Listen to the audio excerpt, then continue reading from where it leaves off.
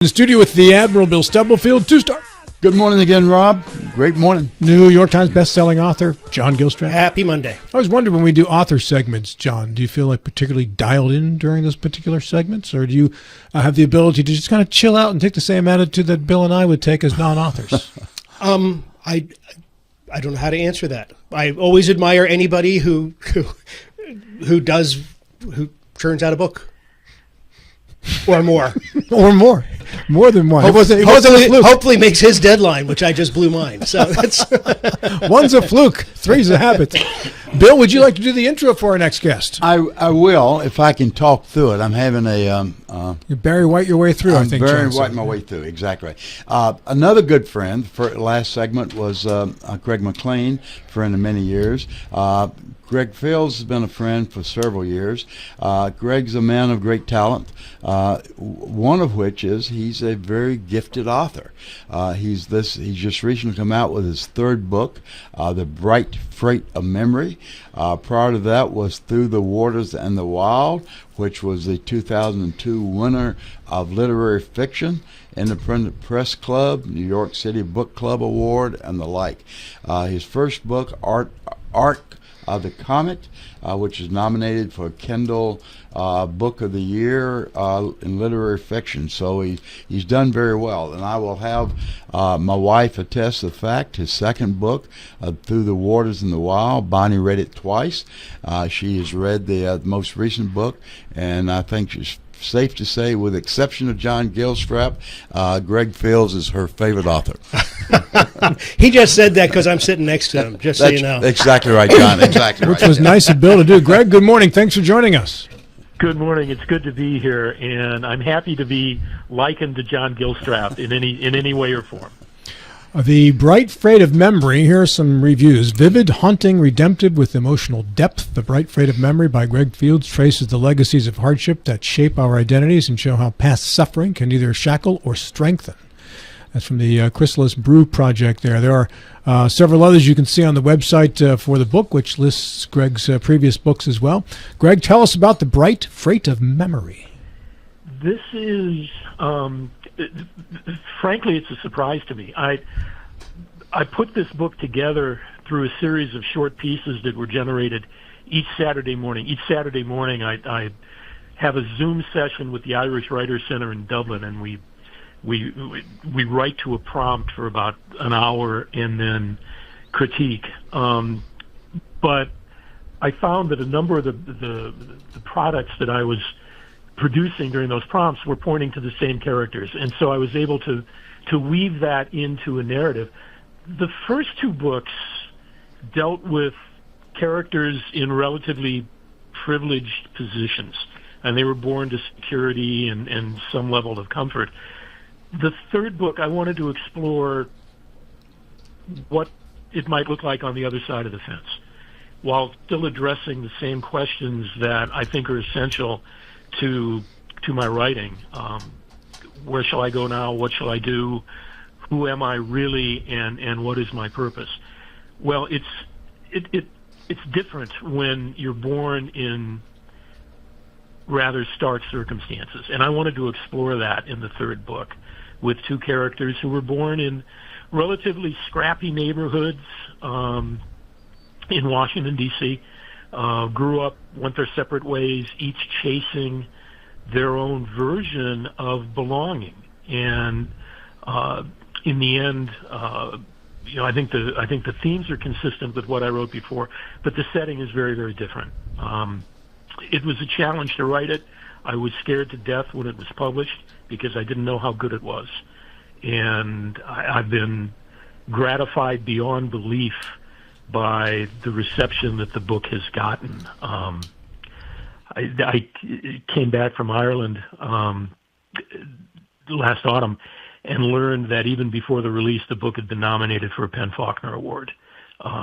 It has no chance of winning it. It has no chance of even being shortlisted.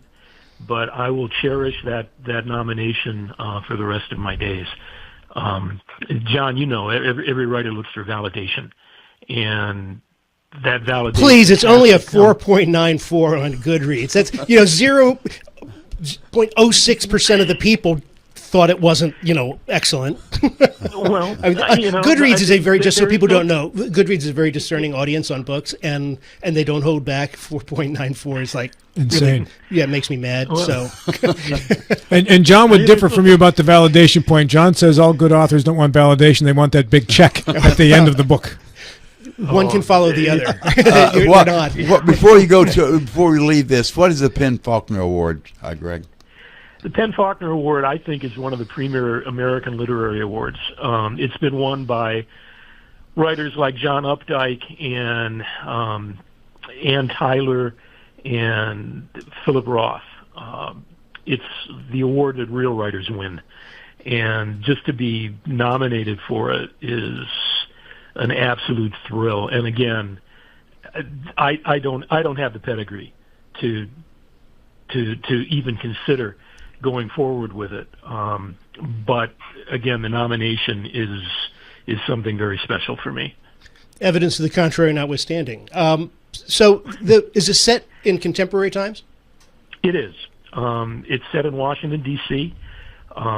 It actually goes back. It traces the family of the two main characters rather briefly, but they both settled in an Irish neighborhood in Washington, D.C., one that was settled by Irish immigrants in the 19th century and has since dispersed.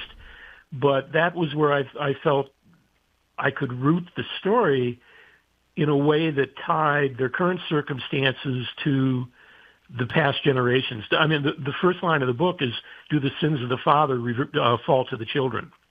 And these boys were born into circumstances they did not control, but those were the circumstances that dictated the tenor of their lives. And I felt there was some meaning in that. Do you use flashbacks, Greg? You did. No. You have in your previous books. I have in the previous book. This one I did not. This one is fairly linear. It goes from point A to point B to point C, to the final conclusion, and other characters are introduced along the way, but the focus remains on these two characters, one of whom tries to be an adult, tries to find the trappings of respectability, and the other just takes to the streets. I'm curious about the title of the book, The Bright Freight of Memory. Oh, it is. I only steal from the best. This quote comes from a line in Pat Conroy's Prince of Tides. "There are no verdicts to childhood, only consequences and the bright freight of memory." And Pat was my mentor. He passed away far too early, but I try to emulate the best of not his writing, but what he was as an individual, as a man. He was a remarkable person, and his writing, I think, is probably among the finest of his generation. So that quote seemed to resonate with me. I ran it by his widow, Cassandra King, who is a wonderful writer in her own right, and she said, "Yeah, go ahead and use it." And that was another little shred of validation that meant a great deal to me. Did you hang out with Pat Conroy? Hang out might be too broad. We corresponded frequently. I was writing my first book when I met him, and met him quite by chance. It's actually a great story. My wife got me a ticket to one of his addresses with permission to attend the VIP reception afterward. And I didn't know anybody at this reception. There were maybe 50 people there. So I went up to the hors d'oeuvre table just to make sure the evening wasn't a total loss. And while I'm loading my plate with cocktail shrimp, I feel a hand on my shoulder. And I turn around, and it's him. And he says, "I'm Pat Conroy. We've not met." It was instinctive. We ended up talking one-on-one for about half an hour. He asked me to send him my manuscript. We corresponded. He offered some counsel, some advice. And later he told me it was instinctive. He said he thought I might be somebody worth knowing. And it turns out we had the same birthday, the same literary influences. It was really one of those accidents that are purely accidental, but changed the course of things. And I wouldn't be a writer today if it weren't for that meeting and if it weren't for Pat Conroy. Well, he's one of my. I've never met him. One of my literary heroes. Oh yeah, just man, that's something. Yeah, it was amazing. One of the things he told me. I'm now an editor for my publisher, and I get to work with writers, with usually writers working on their first books. And it's maybe the most gratifying part of all of this, because we stumble our way together. We stumble our way through the creative process together. But at one point, Pat told me, he said, if you ever do anything as a writer, you owe it to give the best of yourself to whoever comes to you, because you know how hard it is. And he was right. He amended it by saying, and if I ever hear of you not doing that, I will personally fly up there and kick your tail. Sweet. Which is vintage Pat Conroy. But as long as he doesn't send Dad. I take that to heart. And John, as a writer too, I know you're approached by other writers. It's a wonderful community and very collegial and very uplifting, and there's not a whole lot of territoriality, and I find that very refreshing. You know, I'm glad your experience with that sentence was better than mine, because usually, Greg, when someone says to me, I thought you might be worth knowing, it's usually followed up with, and I was wrong. So I'm glad yours didn't turn out that way. Yeah. Sometimes Greg, you get lucky. Yes. Greg, you say you're a writer of prose and not poetry, but yet your books contain a lot of poetry, of which quite a bit is original. I think you're quite skilled at melding the two together. How much work does this require to do so? It's a lot of it is labor, but the best parts of it are when something comes to you, when a stream presents itself to you and you follow it. There have been times when I've written pages and then gone back the next day and read them and actually could not remember writing them, could not remember the thought process that put those words on paper, almost as if I were in a trance of some sort. And those are the best times, and I think my best writing occurs when you hit those incredibly rare moments that allow the language to just kind of soar of its own momentum. I've always felt the language has a music to it. If we even listen to ourselves talk in daily conversation, we can hear rhythms, we can hear patterns, and there's some real beauty to it, sometimes hidden, but the language is very musical, very lyrical. And I like to think that my writing celebrates that without losing focus. And there's a danger to that. In college, I had an English teacher, an English professor, who said, Mr. Fields, you write as if you've just swallowed a dictionary and you're burping up words. And he was right. There's always a danger of falling so much in love with the sound of what you're writing that you lose the focus of what it is you're trying to say. But that's just part of the territory, I think. I want to go back to the Bright Freight of Memory. And I confess I have not read the book. The ethnic neighborhoods of Washington, D.C., did you make that up, or do those actually exist? Or did they? Oh, it existed. There was a corner of northeast Washington called Swampoodle that was settled largely by Irish immigrants in the mid-19th century. And by the late 19th century, the Irish had largely dispersed from that. But there was still a fairly heavy contingent of Irish families there, families that had come over and stayed. And one of the characters certainly was part of that.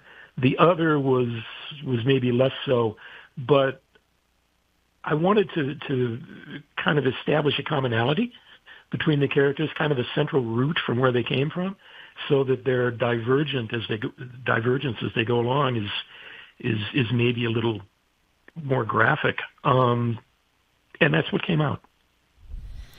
I was a big fan growing up in the 70s in Pittsburgh. There was ethnic neighborhoods in Pittsburgh. You know, the Italian section was Brookline and Lawrenceville. There was a Little Italy section in Lawrenceville. There's Polish Hill. Squirrel Hill was a Jewish area of Pittsburgh. And those areas were also culturally rich.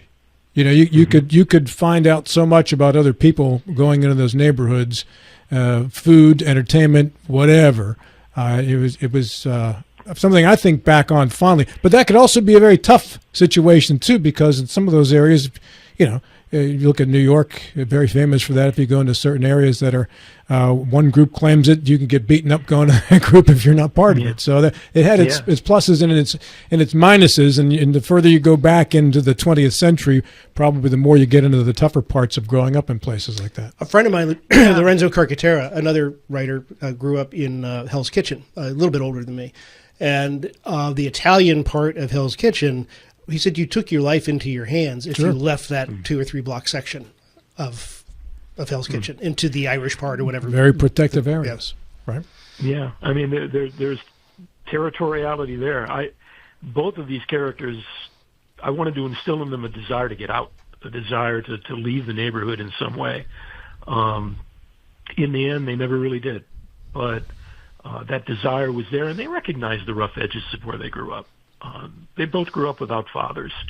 They grew up with mothers who were either absent or incapable of taking care of them because of their own conditions. But so they from an early age, they became the directors of their own fate, and you know that equation really fascinated me. You know, what do you do when you're in that situation? How do you react? Yeah, you said this was a collection of several pieces that you wrote for your Saturday morning Zoom with from a group from Dublin. How did you get involved with that, Greg? And what does it give you on a weekly basis? Oh my goodness! It gave me a novel. I became after my second novel came out. My second novel had a readership in Ireland, and one of the members of the group suggested that I join it. I had to join the Irish Writers Center to do it. Gladly did that. But since then, you know, it's just wonderful on a weekly basis to connect. There's about 20 to 25 every week, and we get together for about 45 minutes or so. We just kind of banter and talk about things, and they make fun of the token yank, and then the prompt comes on and we write to it. But there's a point of connection there. It's a point of connection, I mean, in part with my own heritage, but it's so important to connect with other writers who are writing other genres and doing it in different ways and have different personalities and different temperaments and different styles, yet all come together in a mutually supportive environment to share with one another who we are as writers. And the value of that, I absolutely cherish those Saturday mornings, which force me to get up rather early because of the time difference. But it's been quite wonderful. I actually dedicated The Bright Freight of Memory to the leader of the group, a gentleman named Harry Brown, who is just your typical Irish raconteur, but has a love for writing and has nurtured the careers of a number of writers. What's your next project, Greg? Have you thought that one out yet? It's coming along. The same Saturday sessions seem to be doing the same process, and I've created 3 or 4 characters that I think are going to come together around a singular event, and that might be the seeds of the 4th novel, which I hope I can complete within the next 6 or 7 months. Is it harder to write the first one or the follow-ups? Well, no, the first one was easy, but I didn't know what I was doing. The first one was, right now, it's an embarrassment. I didn't know what I was. It was overwritten. It took forever to get to the point. I learned because I published with a publisher who wanted to teach his writers how to be better writers, and John Kohler did that. I am forever grateful to him. The second book was harder to write than the first book. The third book, in a way, came together kind of organically through the Saturday sessions, but it's never easy.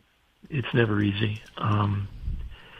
There is no such thing as fiction, and everything you write is a reflection of your perception, who you are, what you've seen, what you've experienced, and the type of individual you have become. And to put that on paper, I think, requires an act of courage that is very definite and a little scary. Well, everyone did not share your assessment. Your first book was an embarrassment. You received several nominations from your peers. And I read that. I enjoyed that book, by the way. Hey, Greg, Really? thanks for being on the show. It's always a pleasure. Thank you so much. Thank you, sir. The Bright Freight of Memory by Greg Fields. We are back with a final minute to wrap up the program after these.